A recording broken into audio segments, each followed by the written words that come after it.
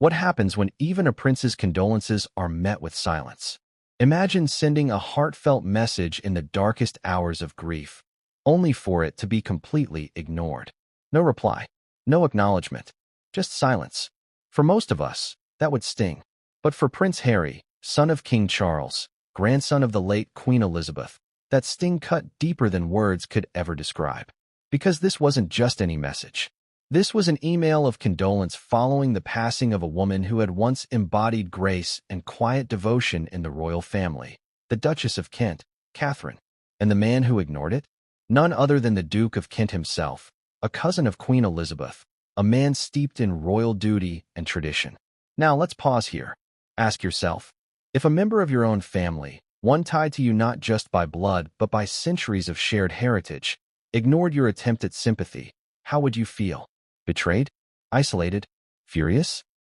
For Harry, who has long been painted as both the rebel and the exile, this silence wasn't just an oversight.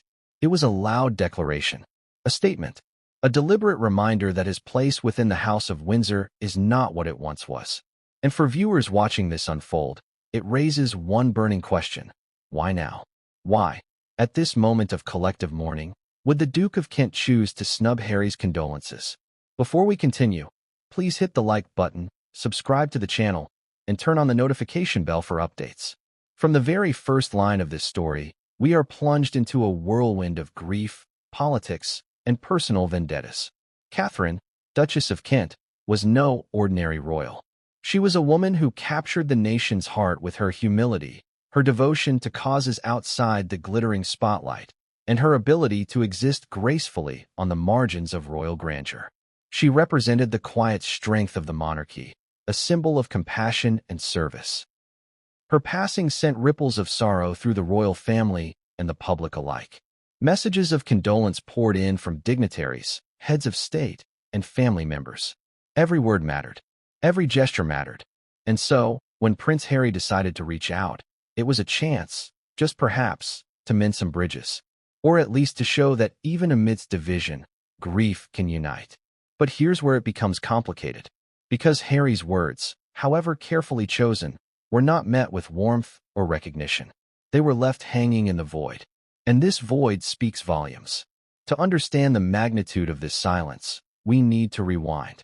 We need to remember the fractured ties that have defined Harry's relationship with the wider family since he and Meghan stepped away from royal duties in 2020. The Oprah interview, the memoir Spare, the Netflix documentary. Each event drove the wedge deeper. Each revelation painted a picture of a prince at war with his own blood. Now add grief to this already volatile cocktail, and you have a recipe for an explosive fallout. Let's be clear, this isn't just about an ignored email. It's about symbolism. In the world of royalty, where every gesture carries centuries of weight, silence can be deafening. When the Duke of Kent chose not to respond, he wasn't just ignoring Harry's condolences. He was underlining a larger point, that Harry has, in many ways, been written out of the script. He is no longer a trusted confidant, no longer part of the inner circle. And Harry knew it. That's why his reaction, reportedly one of fury and disbelief, was so raw. Think of it this way. Grief often brings families together. Funerals, memorials, moments of mourning are when we set aside grudges to unite in sorrow. That's the script most of us expect. But in this royal drama, the opposite unfolded. Instead of unity, there was division. Instead of compassion, there was coldness.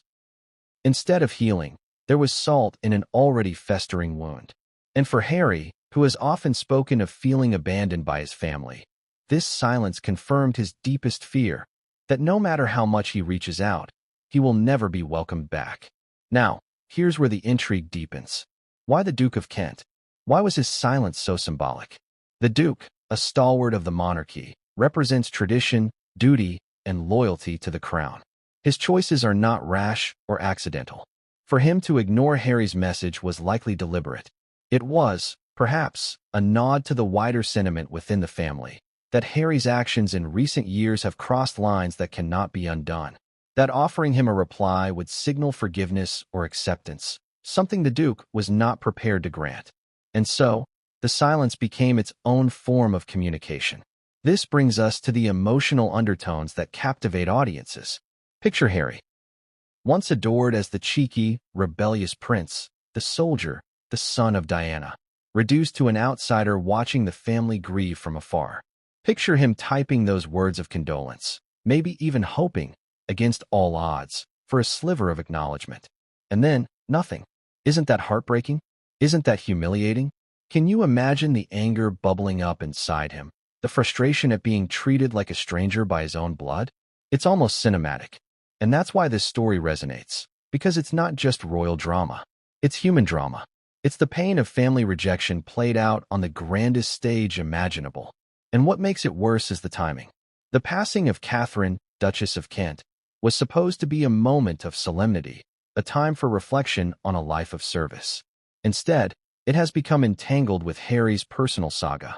The silence around his email turned what could have been a private act of reconciliation into yet another headline. And the question lingers.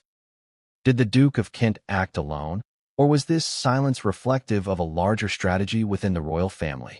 Was this a message sent not just to Harry, but to the world? A way of saying, he is no longer one of us. For an audience watching this unravel, the tension is unbearable. On the one hand, we sympathize with Harry. No one deserves to have their grief ignored. On the other, we understand the Duke's stance. Actions have consequences, and Harry's choices over the years have come at a cost. This clash between empathy and accountability is what keeps viewers glued to the story. And every detail matters. From the wording of Harry's email to the Duke's pointed silence, each layer adds fuel to the fire. But let's not forget, the royal family thrives on silence. Never complain, never explain, has been their motto for decades. Silence has always been their weapon, their shield. And in this case, silence was used against one of their own. The irony is striking. Harry, who has spent years using his voice to air grievances, suddenly found himself silenced in the cruelest way possible, not with rebuttals or criticism, but with complete indifference. And that, perhaps, is the most painful rejection of all. So here we are, at the start of this story. A prince ignored. A family divided. A nation mourning a duchess while whispers of scandal swirl in the background. And yet, this is only the beginning. Because if the Duke of Kent's silence wounded Harry, what came after would tear open wounds far older, far deeper, and far more damaging than a single unanswered email. But what came next would change everything, and no one saw it coming. The Duchess of Kent's passing shook the monarchy, but perhaps not in the way most people would expect. For the public, it was a moment of mourning, a chance to reflect on the life of a woman who had carried the weight of royal duty with grace and humility. But for the family itself, it was something else entirely. It was a catalyst, a spark, the beginning of another storm brewing beneath the polished surface of Buckingham Palace. Because with her passing came the perfect opportunity to see who would rise to the occasion with dignity, and who would use the moment to reveal their true feelings. And at the center of it all was Harry, waiting for a reply that never came. The announcement itself landed like a thunderclap. News anchors across Britain and beyond interrupted regular programming to share the solemn bulletin. Catherine, Duchess of Kent, had died. For decades, she had been a steady presence, if not always in the limelight. She wasn't the kind of royal who thrived on glitz and spectacle. No, she was something rarer. Quietly devoted, steadfast, charitable. While others chased headlines, Catherine pursued causes that spoke to her heart. Music, education, children's welfare. She was the sort of royal who reminded the public that the monarchy wasn't just about pomp. It could also be about compassion. Think about that for a second. In an institution often accused of being cold, Catherine embodied warmth. She was the royal who sat with children in classrooms, who listened without pretense, who connected with ordinary people in extraordinary ways. That's why her passing felt so significant. It wasn't just the end of a life. It was the closing of a chapter in royal history. A chapter where dignity mattered more than drama. So, naturally, tributes poured in. Politicians issued statements. Charities she had championed shared heartfelt messages. Senior royals released carefully crafted words honoring her memory. It was, in many ways, the response you'd expect.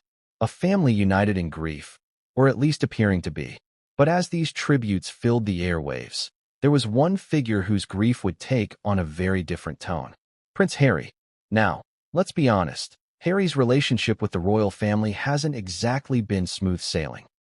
We all know the backstory. The departure to California, the Netflix specials, the bombshell interviews, the memoir that sent shockwaves across the globe. With every revelation, every accusation, Harry seemed to drift further from the family he was born into. And yet, grief has a way of cutting through division, doesn't it? Death is supposed to be the great equalizer. It's supposed to pull families back together, at least temporarily, reminding them of what truly matters. At least, that's what Harry may have hoped for when he drafted his email of condolence. But here's the cruel twist. The announcement of the Duchess of Kent's passing was not a moment of unity for Harry. Instead, it became the moment where his isolation was made more obvious than ever before. His words of sympathy, whether carefully worded or raw with emotion, were sent out into the void. And that void had a name, the Duke of Kent. Why does this matter? Because the Duke wasn't just any family member. He wasn't a distant cousin you only see at weddings or funerals. He was a figure of real significance within the royal hierarchy, a man whose silence could not be dismissed as forgetfulness. When the Duke didn't reply to Harry's message, it wasn't an oversight. It was a statement, a refusal, a cold, deliberate act of exclusion. And here's where the story deepens.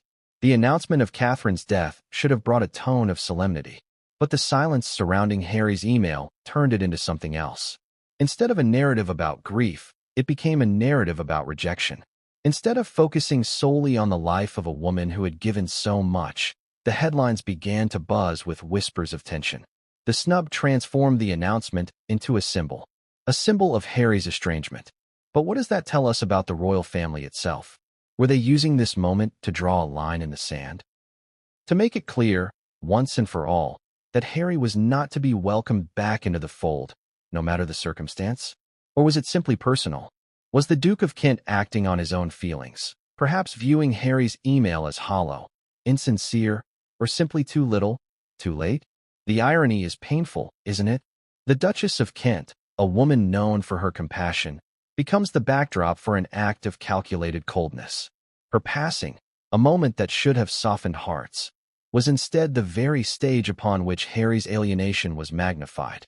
And this wasn't just about family dynamics anymore. This was about image. Optics. The way the monarchy projects strength, unity, or division to the world. And the world was watching closely. You see, every royal death is more than just a private family tragedy. It's a public event. A piece of history, a chance for the monarchy to reinforce its relevance, to show that it can endure through sorrow. But in this case, the announcement didn't unify. It divided, and the silence surrounding Harry's condolences wasn't just noticed by insiders. It was noticed by the public, too. People began to ask questions. Was Harry excluded deliberately? Was this another attempt to freeze him out? Or, more provocatively, was the Duke of Kent sending a message not only to Harry but to Meghan as well? Because let's not forget, every move Harry makes is seen as a reflection of the couple. Meghan's shadow looms large over every action, every decision. For some in the family, Harry's message may not have been read as a gesture of reconciliation, but rather as a political move, a way to save face, to protect his public image. And if that was the perception, then silence was the weapon of choice to counter it. But here's the thing. This story is not frozen in that moment of silence. It doesn't stop with the announcement or the unanswered email. In many ways, that was just the beginning. The Duchess of Kent's passing set the stage, but what happened next would drag old wounds back into the spotlight and fuel Harry's anger like never before. Because the silence wasn't just personal, it became symbolic. And once symbolism takes over, the fallout becomes inevitable. The announcement of Catherine's death was the curtain rise. The silence of the Duke of Kent was the opening act. But the real drama was only just beginning. Because Harry's reaction to this snub, and the family's response to his fury, would set off a chain of events that revealed far more about the monarchy's inner fractures than anyone expected. And what came next would be even more shocking, because this wasn't just about one ignored email. It was about years of betrayal, loyalty, and the unspoken question of whether Harry could ever truly belong again. Silence can be louder than words. In this case, the silence of the Duke of Kent reverberated like a thunderclap across the palace walls. Think about that for a moment. An email of condolence, sent in good faith, or at least what appeared to be good faith, was left unanswered. Not just unread, not just delayed, but completely ignored. For anyone, that would sting. But for Harry, the symbolism was brutal. This wasn't about forgetting to reply. This was about making a point. And in royal circles, where every move is calculated, silence is rarely accidental. So who is the Duke of Kent, and why does his silence matter so much? To the public, he may not be as well known as William, Charles, or even Harry himself. But inside the family, his role is far more important than headlines suggest. A first cousin of the late Queen Elizabeth II, the Duke has always been a steadfast figure in the machinery of monarchy. He's a man who has spent decades representing the crown at official events, quietly embodying duty and tradition without fanfare. He's not flashy, he's not scandalous, but he's respected.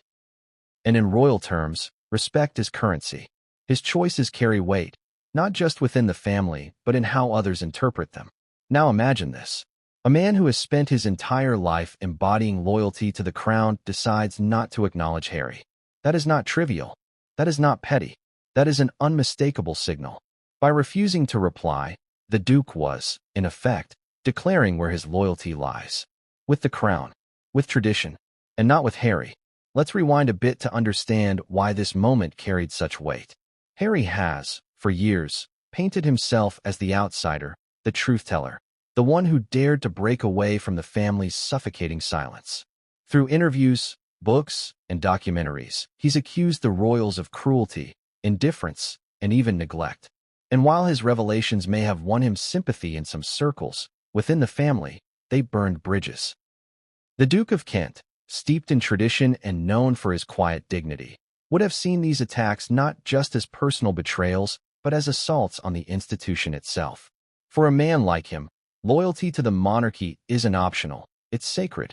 So when Harry sent that email, expecting at least a token acknowledgement, he was likely hoping for a glimmer of shared humanity. After all, grief is universal.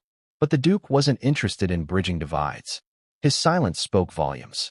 To Harry, it felt like rejection. To the family, it was perhaps a necessary boundary. To the world, it was another piece in the puzzle of royal estrangement. Ask yourself this. If you were the Duke of Kent, would you have replied? Could you put aside years of what you perceive as betrayal just because grief had entered the picture? Or would you have stood firm, using silence as your weapon? It's a question that lingers uncomfortably because it forces us to confront the tension between empathy and accountability. Now, here's the part that makes the silence even more cutting. The Duke of Kent was no stranger to Catherine, Duchess of Kent. She was family. They shared history, memories, and moments of intimacy that the public will never know. For him, this was not just the passing of a fellow royal, it was personal. And so, to ignore Harry's condolences in that moment suggests something chilling. That whatever wounds Harry inflicted on the family are seen as deeper than the bonds of shared grief. That his actions have created rifts that even death cannot heal. Consider the optics. While the world was watching the monarchy rally around Catherine's memory, Harry was left dangling on the sidelines.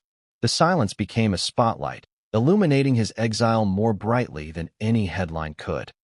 For Harry, who has always struggled with his role as the spare, this was yet another reminder that he will never truly belong, no matter how much he tries to reach out. But let's not forget the irony. The royal family is built on silence. Never complain, never explain. That's their code. They have used silence as their shield for generations. When scandals broke, when rumors spread, their power lay in refusing to dignify them with a response. And here, that same tactic was turned inward, weaponized against one of their own. The family's most famous exile, Harry, found himself on the receiving end of the very silence he has spent years railing against. It's poetic, it's tragic, and it's brutally effective. The Duke's silence wasn't just personal, it was political. It told the world that Harry is no longer part of the trusted circle, that no matter what he says or does, his words will fall on deaf ears. And for Harry, a man desperate to be heard, that silence must have felt like suffocation. The question, of course, is what this silence meant for the future. Was it a one-off, a single act of defiance by an elderly duke who had simply had enough? Or was it a reflection of a wider strategy, A coordinated effort by the family to freeze Harry out completely? When silence becomes the message, interpretation runs wild. And in the court of public opinion, that ambiguity is dangerous. But here's the twist. Silence may have been the Duke's weapon, but for Harry, it was fuel. Because silence doesn't end a conversation, it provokes one. And Harry, as we know all too well, is never one to stay silent for long.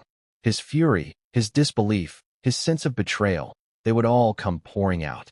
And when they did, so here we stand. The Duchess of Kent's passing cast a shadow of grief. Harry's email was his attempt to pierce that shadow with compassion. But the Duke's silence turned it into something else entirely. A symbol of rejection, a reminder of exile, a deliberate cutting off of ties. And for Harry, that silence would be the spark that lit a firestorm of anger. But this wasn't just about one unanswered message. Because Harry's reaction to the Duke's silence would drag up years of resentment, bitterness, and betrayal that had been simmering beneath the surface. And when that anger finally exploded, it would shake the monarchy in ways no one could have predicted. What came next would test the limits of loyalty, family, and forgiveness, and no one was prepared for the fallout. He lost it. That's the phrase that kept cropping up behind palace doors when whispers of Harry's response began circulating. He completely lost it. One ignored email of condolence shouldn't have been enough to ignite a full-blown eruption. And yet, when that silence came from the Duke of Kent, a man whose approval or disapproval carries centuries of gravitas, it was as if someone had struck a match in a room already soaked in gasoline. Harry's fury wasn't subtle, it wasn't hidden, and it certainly wasn't quiet. Picture him in Montecito, staring at his inbox, refreshing it again and again, waiting for a reply that never came. At first, maybe he told himself, it's just a delay, maybe the Duke is busy, maybe the reply will come tomorrow. But days passed. Nothing. And with each hour, the silence grew heavier, more insulting, more unbearable. Friends reportedly heard his voice rise, his words sharpen, his tone shift from wounded to furious. Meghan, ever the strategist, may have urged calm, or, depending on who you ask, may have fanned the flames of his outrage. After all, silence isn't just rejection, it's humiliation. And Harry, the once cheeky prince, has never handled humiliation well. Remember his military years? His clashes with the press? His infamous Vegas scandal? Time and again, Harry has lashed out when he feels cornered. And here, staring down silence in the wake of death, he snapped. He reportedly went on rants about being erased, about being treated like a stranger by people who were supposed to be his family. His anger spilled out in phone calls, in conversations, in raw outbursts. At one point, it was said that he slammed his fist against the table in frustration. But was it just anger? Or was there something more dangerous brewing? Desperation? Because beneath Harry's fury lies something far more painful: fear. The fear that no matter what he does, the family will never forgive him. The fear that he will always be an outsider. The fear that Diana's son has been cast adrift with no way back. And that fear, when mixed with grief, creates volatility.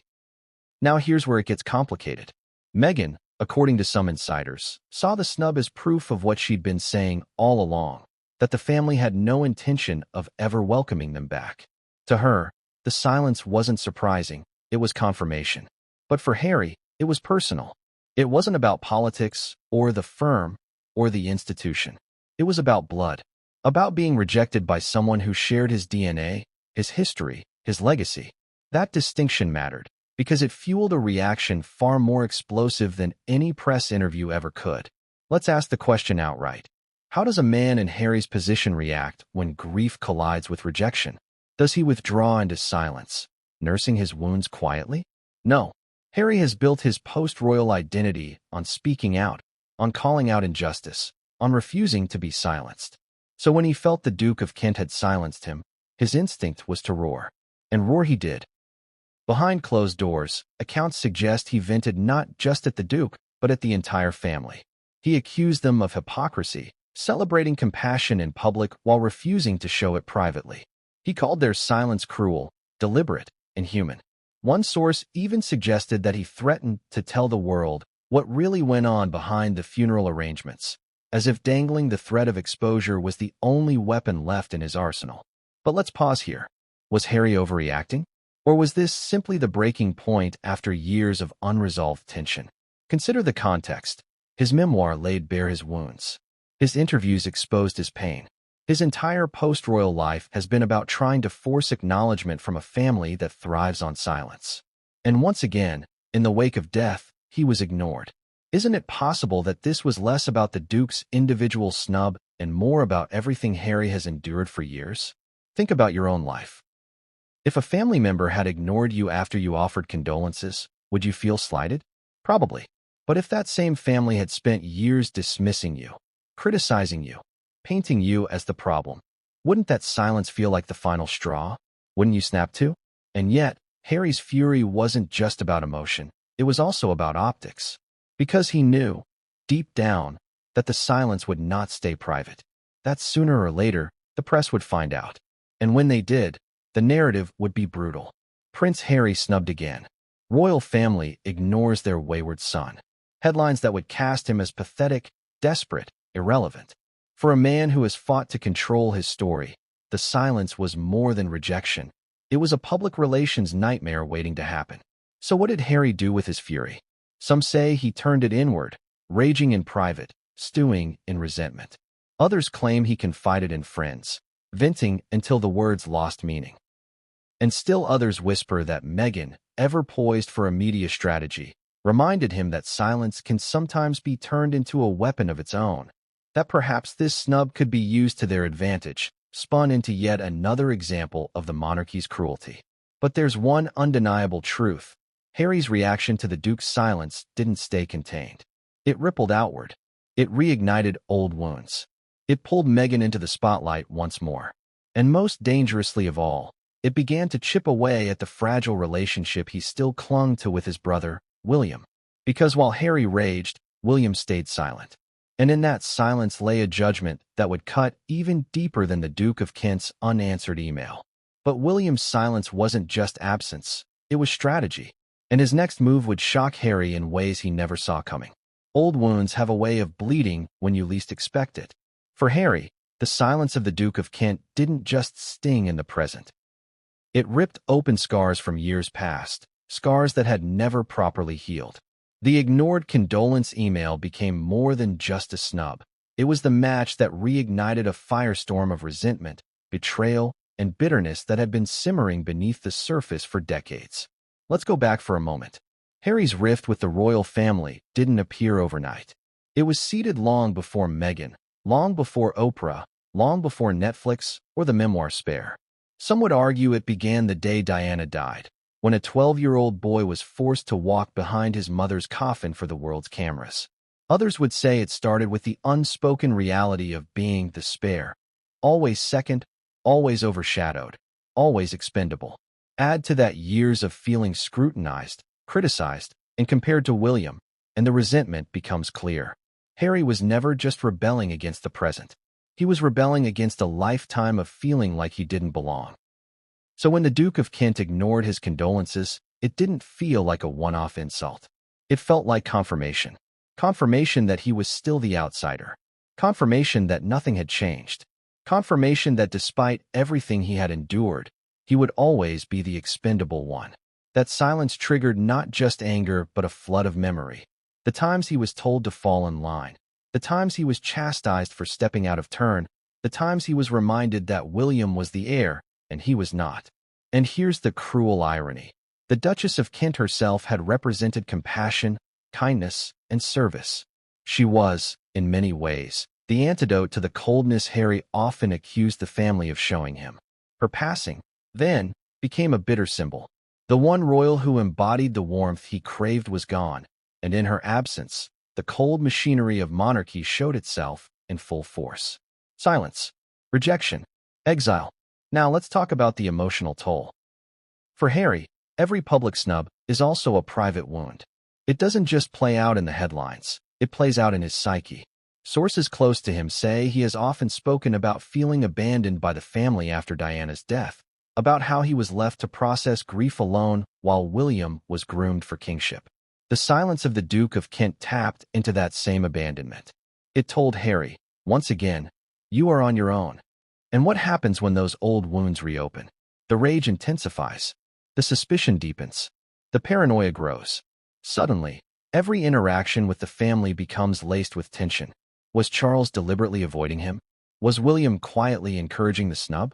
Was the Duke's silence a coordinated effort rather than an individual decision? For Harry, the unanswered email wasn't just about one man.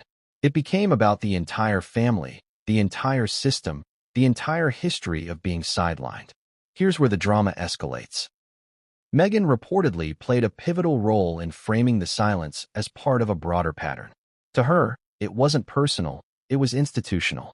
It was proof that the monarchy had no intention of ever reconciling, proof that the firm would always put image above family. And while Harry's anger came from personal hurt, Meghan's perspective added fuel to the fire. Together, their conversations reportedly spiraled into theories, accusations, and renewed bitterness. But what makes this even more tragic is that grief should have been the great unifier.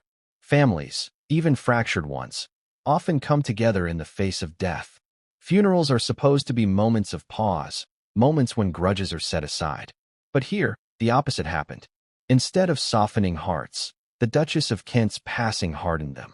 Instead of drawing the family together, it pushed them further apart. For Harry, it was yet another reminder that in this family, love and compassion were conditional. And he no longer qualified. And this is where the audience feels the gut punch. Because it's not just a royal story, it's a human one. Haven't we all felt sidelined at some point? Haven't we all longed for recognition from those who refuse to give it? Harry's wounds, though played out on the world stage, mirror the wounds of ordinary people: sibling rivalry, parental disappointment, family rejection. That's why this story resonates. It's not just about crowns and castles. It's about pain, raw and unfiltered.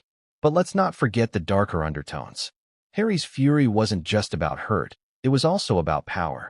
The silence of the Duke of Kent symbolized his lack of influence, his lack of relevance within the royal machinery. It told him, in no uncertain terms, that he no longer mattered. And for a man raised in palaces, adored by crowds, celebrated as Diana's son, that irrelevance cut like a knife. To Harry, it wasn't just rejection. It was erasure. And so the cycle repeated itself. Anger feeding old resentment fueling new paranoia, paranoia driving fresh outbursts. Harry reportedly accused the family of orchestrating the silence as a way to humiliate him. Meghan, too, is said to have reminded him that the press would spin the snub as his failure, his insignificance. And in that echo chamber of bitterness, Harry's fury boiled over. But here's the cliffhanger. As Harry raged and old wounds reopened, another figure loomed in the background. William, always the heir, always the golden child, always the one who knew when to speak and when to stay silent. For years, William had been the quiet counterpoint to Harry's storm. And in this moment, his silence would carry as much weight as the Duke of Kent's. Because William's position in all of this wasn't just personal, it was strategic. And his next move would leave Harry stunned in ways that no ignored email ever could. Where was William when his brother's email went unanswered? That's the question that echoed through palace corridors and whispered conversations across the press. If the Duke of Kent's silence was cutting, William's silence was deafening. Because unlike the Duke, William wasn't just a cousin or an elder royal tied to duty. He was Harry's brother, the one person who, in theory, should have understood his pain more than anyone else. And yet, in this moment of grief, William said nothing. He did nothing. And for Harry, that was the ultimate betrayal. Let's step back for a moment. William and Harry's bond was once described as unbreakable. The world watched them grow up side by side, shoulder to shoulder in tragedy, united by the loss of their mother. They were the Diana boys, the inseparable duo who shared laughs, pranks, and even the same military grit. But as time passed, their paths diverged. William, the dutiful heir, walked the road of tradition, responsibility, and caution. Harry, the restless spare, sought adventure, freedom, and eventually, independence. These diverging paths weren't just about personality. They were about destiny. One was groomed to rule. The other was groomed to support. And yet, despite these differences, there was always the promise of brotherhood. Harry once described William as the only person I can trust. William once said Harry was his wingman. That bond, forged in childhood trauma, was supposed to survive anything. But when Meghan entered the picture, when accusations flew, when books and interviews aired private grievances, that bond fractured. And now, in the aftermath of the Duchess of Kent's passing, Harry realized just how fractured it truly was. Because William's silence wasn't neutral, it was loaded. For Harry, it screamed of judgment. It told him, in no uncertain terms, that his brother had chosen a side. That side was not his. And the sting of that realization cut deeper than the Duke of Kent's ignored reply ever could. Ask yourself this. If your sibling, the one you shared childhood bedrooms and family secrets with, stood by silently while others snubbed you in grief, wouldn't that feel like the sharpest knife of all? That's what Harry felt. Betrayed not just by the institution, not just by distant cousins, but by the one person who should have been in his corner. Now, some say William's silence was strategic. He knew that any response, any gesture of sympathy, could be twisted into headlines. If he reached out, it might look like reconciliation. If he ignored Harry, it looked like cruelty. So he chose the safest path, the path of silence. But the problem with silence is that it's open to interpretation. And Harry's interpretation was brutal. To him, William's silence meant indifference. It meant judgment. It meant abandonment. And here's the kicker. William wasn't just silent with Harry. He was also publicly focused on honoring the Duchess of Kent, attending memorial events, issuing statements that reinforced the image of duty. He was the polished heir, fulfilling his role with grace. The contrast couldn't have been sharper. While Harry stewed in anger over an unanswered email, William was photographed as the embodiment of composure. And for Harry, those optics were unbearable. It painted him as the bitter outcast while his brother shone as the dignified prince. But here's where the emotional tension spikes. Did William's silence come from a place of cold calculation, or was it a defense mechanism? After all, William has long carried the weight of protecting the monarchy's image. Perhaps, in his mind, engaging with Harry, even privately, risked further leaks, further betrayals, further wounds. Maybe silence was his way of keeping the peace, of protecting himself. But to Harry, who has always longed for emotional connection, that silence felt like a rejection not of his actions, but of his very existence. This dynamic between the brothers has always fascinated the world. They are mirrors of each other, two men bound by blood, yet divided by destiny. William, the heir, the future king. Harry, the spare, the exile. Their relationship is Shakespearean in its complexity. And here, in the silence surrounding the Duchess of Kent's passing, the play reached a new act. The Duke of Kent's snub may have started the fire, but William's silence poured gasoline on the flames. And let's not forget the personal stakes. For Harry, William isn't just a brother. He's the last tether to Diana, the last living link to the woman who taught them love, compassion, and humanity. So when William stays silent, it feels like losing Diana all over again. That's why Harry's reaction was so visceral, so explosive. It wasn't just about an email. It was about the one relationship he thought could never be fully broken, now lying in ruins. But here's the cliffhanger. William's silence was not the end of the story. Behind closed doors, whispers began to circulate that William was preparing his own move. Not with words, not with emails, but with something far more public. A gesture that would, intentionally or not, send Harry a message louder than any statement ever could.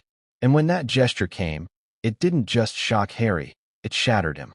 King Charles was caught in the middle of a storm he never wanted. Grief over the passing of Catherine, Duchess of Kent, weighed heavily on the family. Tributes were flowing, statements were being drafted, ceremonial protocols were falling into place.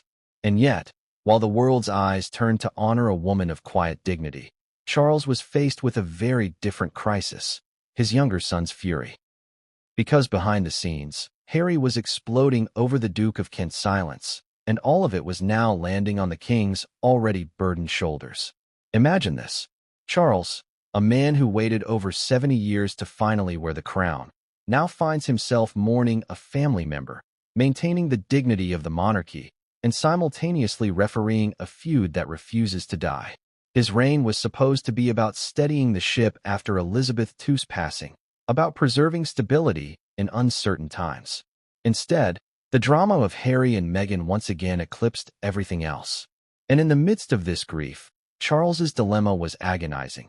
Should he intervene on Harry's behalf, or should he let the silence speak for itself? Here's the uncomfortable truth. Charles has always struggled when it comes to Harry.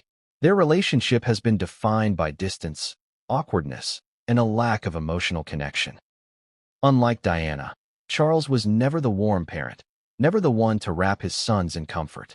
His love has always been filtered through duty, through stoicism, through that old Windsor motto: never complain, never explain.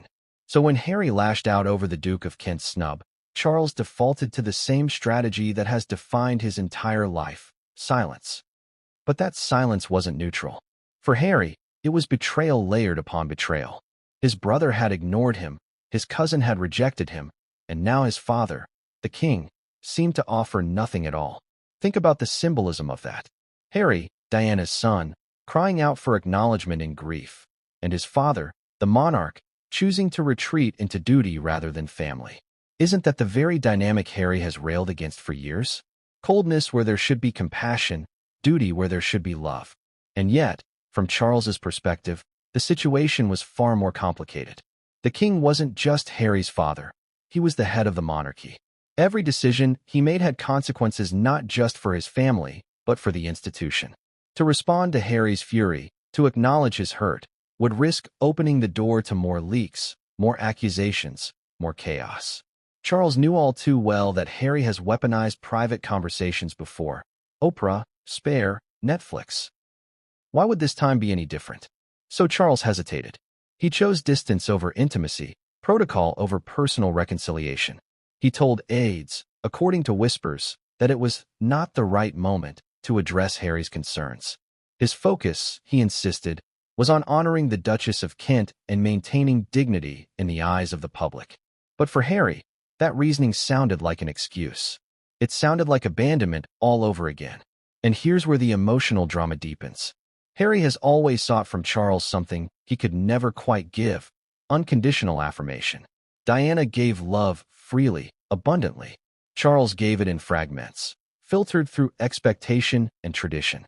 And in this moment of crisis, the gap between father and son yawned wider than ever. Charles may have thought he was preserving dignity, but Harry saw only indifference. The irony is brutal. The monarchy Charles is trying so desperately to protect is being undermined not by Harry's words, but by his own silence. Because silence may keep things tidy behind palace walls, but in the modern age, an age of social media, leaks, and 24-hour headlines, silence is never truly silence. It becomes interpretation. It becomes gossip. It becomes narrative. And the narrative was brutal. The king was too cold, too distant, too cowardly to confront his son's grief. This wasn't the first time Charles had faced this dilemma. Remember when Diana died? Charles was lambasted for his aloofness, his inability to publicly comfort his sons in a way the world expected. History was repeating itself. Once again, Charles was caught between duty and family, and once again, family lost. And so Harry's fury intensified. His emails, his calls, his pleas met with silence. His attempts to find compassion met with protocol. His father, his brother, his family, all silent. To Harry, it felt orchestrated. It felt deliberate. It felt like a wall closing in around him. And when people feel trapped, they lash out. But here's the cliffhanger. Charles's silence wasn't just about Harry. It was also about the monarchy itself. Because in the king's mind, to acknowledge Harry in that moment would be to acknowledge weakness, division, and instability. And instability is the one thing the monarchy cannot afford. But Charles didn't realize that his silence would only fuel the very instability he was trying to prevent. Because Harry wasn't done. His fury was building. His resentment was spilling over. And outside the palace gates, the world was watching closely. The public, the press, the commentators, they were all forming their own judgments. And soon, Harry's rage would burst into the open in a way that made the Duke of Kent's silence look like a mere footnote. The king's silence was meant to preserve stability. Instead, it set the stage for chaos. And what came next would test not just Harry's relationship with his father, but the future of the monarchy itself. The world was watching. That's the part the royal family can never escape. No matter how private the grief, no matter how personal the drama, every move becomes public theater. When word leaked that Harry's condolence email to the Duke of Kent had gone unanswered, the public's imagination ignited. For weeks, the media dissected every angle, every silence, every possible motive. And soon, the palace found itself facing the one thing it dreads most, the court of public opinion. At first, the headlines were solemn, respectful. A nation mourns the passing of the Duchess of Kent. Broadcasters aired tributes to her decades of service, her quiet dignity, her legacy of compassion. But then came the shift. A whisper in a tabloid here, a murmured leak to a journalist there. And suddenly, the story wasn't just about the Duchess's passing. It was about Harry. Snubbed again? One headline read, "Royal silence cuts Harry deep." And with that, the drama spilled into the open. Public reaction was divided, as it always is when Harry is involved. Some sympathized with him. He reached out in grief, and they couldn't even acknowledge it. Commenters fumed online. That's cruel. Whatever the past, death should bring family together. For these voices, Harry was once again the victim of an institution too cold, too unyielding, too obsessed with protocol to show basic humanity. But others saw it differently. Why should the Duke of Kent reply? Critics argued. Harry has done nothing but attack his family for years. You can't torch the house and then expect to be welcomed back with open arms. To them, the silence was not cruelty but consequence. Harry had chosen his path when he aired grievances in interviews, when he published Spare, when he accused his family of racism and neglect. The Duke's silence, they insisted, was simply accountability. And then there were those who saw it as pure strategy. Commentators speculated that the royal family was once again using silence as its sharpest tool. After all, isn't that the Windsor way? Never complain, never explain. By refusing to engage with Harry, they avoided further scandal. No messy statements. No risk of leaks. Just silence. A silence that let the public interpret events however they pleased. And in the chaos of competing narratives, the palace could maintain its own carefully curated dignity. But Harry's supporters weren't so easily silenced. On social media, hashtags trended. Memes mocked the monarchy's coldness. Podcasts dissected the drama hour by hour. Harry, some argued, was simply asking for recognition as a grieving family member. Others countered that grief doesn't erase years of betrayal. The debates raged, turning a private silence into a global spectacle. And here's where it gets fascinating.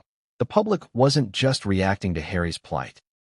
They were projecting their own lives onto it. People began sharing stories of estranged siblings, ignored messages, family feuds that re-emerged at funerals. Suddenly, Harry's silence wasn't just royal gossip. It was a mirror of something deeply human. Everyone knows what it feels like to be ignored. Everyone knows what it's like to be excluded. And that resonance made the story burn hotter, brighter, longer. Yet while the public debated, the media machine did what it always does. It fed on the drama. Tabloids printed side-by-side photos. Harry looking grim in Montecito, William looking polished at memorial events. Opinion pieces painted Harry as either the perpetual victim or the perpetual villain. TV panels debated whether reconciliation was even possible. And through it all, the Duchess of Kent's own legacy, the music programs she championed, the children she inspired, faded into the background. Her death became a footnote to the saga of Harry versus the monarchy. That irony wasn't lost on the public. Some found it heartbreaking that a woman of such quiet virtue had her passing overshadowed by scandal. Others insisted it was inevitable, because in the modern age, Harry's drama always swallows the room. And still, the question lingered. Had the Duke of Kent's silence been a simple personal choice, or had it been orchestrated by the palace as a warning shot to Harry? One commentator put it bluntly on live television. The message is clear. Harry is out. He can send condolences. He can try to play the role of grieving relative, but the family doesn't see him as one of them anymore. He's beyond the pale. That statement went viral, shared thousands of times. And with each share, the perception hardened. For Harry, watching this unfold was agony. The silence wasn't just private anymore. It was public humiliation. Every headline, every comment, every sneering op-ed deepened the wound. And yet, in a cruel twist, the more the public debated, the more entrenched the palace became. The firm thrives on resilience, on weathering storms by simply outlasting them. The more Harry raged, the calmer the palace appeared. And that contrast only sharpened the humiliation. But here's the twist. Public sympathy is fickle. While some condemned the Duke's silence, others began to turn their gaze toward Meghan. Was she advising Harry to escalate? Was she encouraging him to spin the snub into another chapter of their victim narrative? Or was she quietly urging restraint while Harry's fury boiled beyond control? The speculation only added layers to the drama, feeding the media beast. And through it all, the unanswered question loomed. If silence was the palace's chosen weapon, how long could Harry endure it? Could he withstand being frozen out indefinitely, or would he retaliate in the only way he knows how? By speaking, loudly and publicly? The public's reaction was powerful, but it was also polarizing. And in that polarization lay the seeds of the next scandal. Because as the world debated whether Harry was a victim or a villain, another betrayal was brewing behind palace walls. A betrayal that would make the Duke of Kent's silence look almost merciful in comparison. And when that betrayal came to light, it would change the game entirely. The Duchess of Kent's life was supposed to be remembered in hymns of dignity and respect, yet in the days following her passing, the very essence of her legacy began to fade beneath the headlines of scandal. For decades, Catherine had been a figure of quiet strength. Unlike the flashier royals, she wasn't chasing front-page spreads or grandiose displays of status. She was the royal who stepped back from the glare of duty, who embraced music, who found solace in education and service rather than spectacle.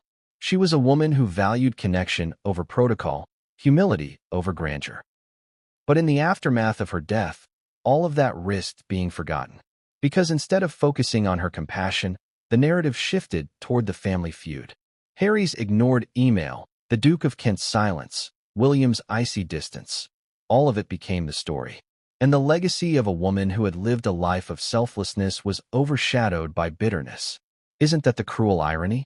A woman who avoided drama in life became the backdrop for it in death. The headlines that should have celebrated her achievements were drowned out by whispers of estrangement.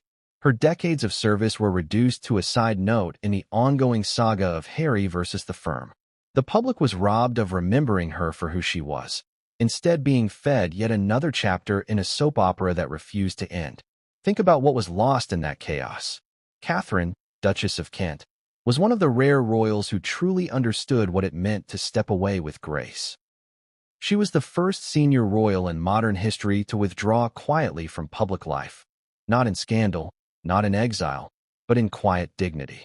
She devoted her later years to teaching music at a local school under a pseudonym, blending into ordinary life in a way unimaginable for most royals. She wasn't chasing influence. She was teaching children how to play instruments, inspiring them to find their voice through art. And yet, how many people remembered that when the news broke? How many headlines mentioned her devotion to music, her refusal to live as a spectacle, her genuine humility? Few. Instead, the spotlight was once again yanked toward Harry and the unanswered email. Here's where it gets even more tragic. Catherine's passing should have been an opportunity for the monarchy to remind the world of its softer side, to showcase a woman who embodied compassion, who chose humanity over hierarchy. But the silence toward Harry twisted the narrative. Instead of compassion, the story became cruelty. Instead of unity, the story became division. The question then becomes, was this deliberate? Did the palace knowingly sacrifice Catherine's legacy in order to freeze Harry out? Or was it a tragic accident of timing, that her death simply collided with an ongoing family drama too powerful to contain? Either way, the result was the same. The Duchess's memory became overshadowed by scandal. This is where Harry's rage grows even more understandable. To him, the family's treatment wasn't just about him. It was an insult to the Duchess herself. He may have believed that by reaching out, by sending that email, he was honoring her. By ignoring him, the family not only humiliated him but also cheapened her passing, turning it into fuel for their vendetta. In Harry's mind, their silence wasn't just aimed at him. It was disrespect aimed at the woman they were supposed to be grieving. And here's the devastating irony. Catherine had lived her life away from spectacle, yet her death became the ultimate spectacle. She who valued compassion was buried under a wave of coldness. She who embodied humility became overshadowed by ego. She who dedicated herself to children's voices was silenced by the louder drama of family politics. It begs the question, what does this say about the modern monarchy? Can it ever truly separate personal grief from public spectacle? Can it ever let compassion outweigh strategy? Or is every event, even a death, just another battlefield in a war for image and control? For the public, the answer was clear. They saw the silence not just as a snub to Harry, but as a failure to honor the Duchess properly. Social media buzzed with comments like, "She deserved better." Others lamented that her remarkable life story had been lost in the noise. In the end, it wasn't Harry who lost the most. It was Catherine, Duchess of Kent, whose memory deserved far more than to be overshadowed by bitterness. But here's the twist. While her passing should have closed a chapter of quiet dignity, instead it opened the floodgates to something much darker. Because the silence toward Harry didn't just overshadow her, it became a symbol. A symbol of how far the family was willing to go to keep him out. A symbol that his exile wasn't temporary, it was permanent.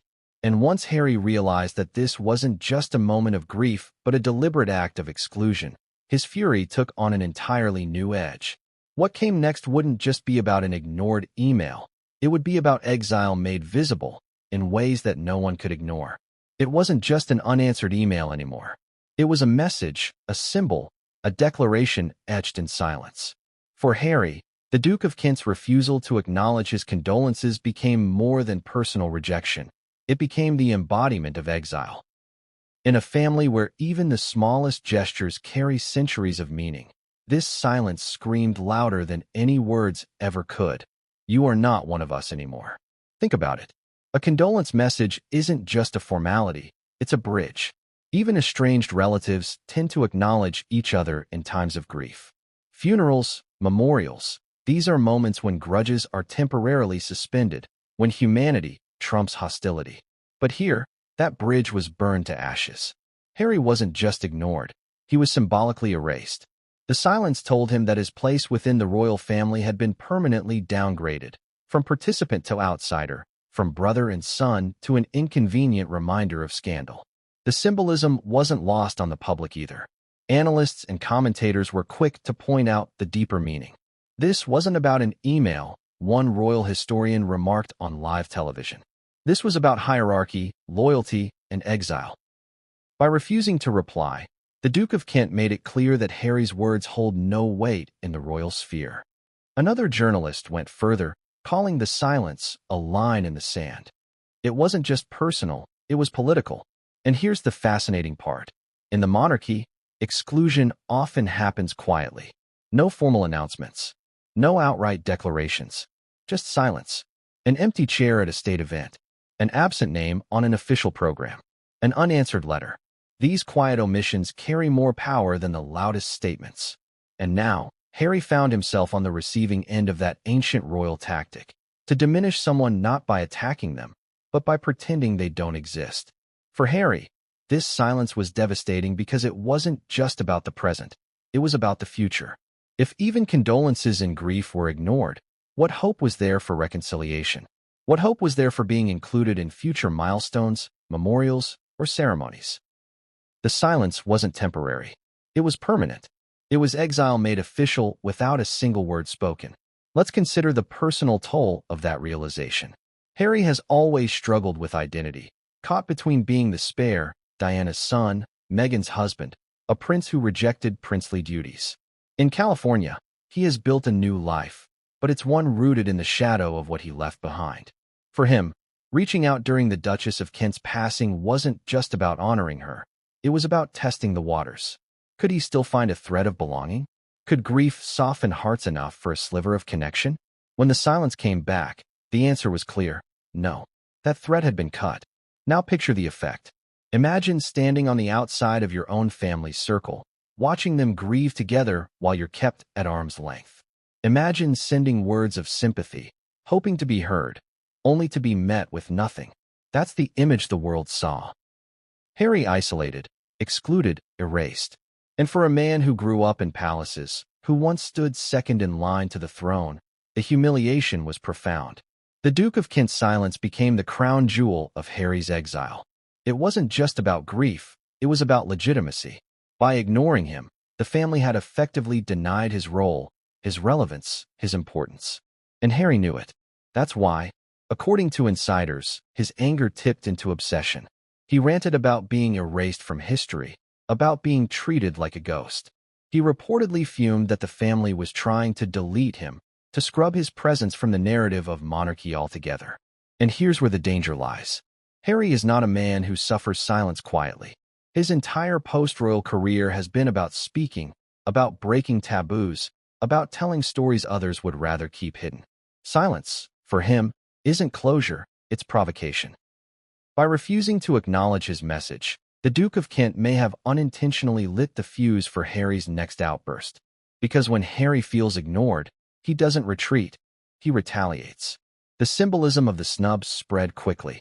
Commentators framed it as the monarchy's ultimate rejection, a public-private gesture that underscored Harry's outsider status. Social media buzzed with speculation.